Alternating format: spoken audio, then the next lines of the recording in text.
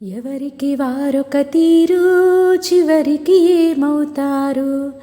పైనున్న దేవుడు గారు మీ తెలివికి జోహారు. బంధం అనుకున్నది బండగా మారునా, దూరం అనుకున్నది చెంతకు చేరునా. వీరి వీరి గుమ్మడి పండు వీరి పేరేమి, దాగుడు మూతల దండ కోరు వీరి పేరేమి.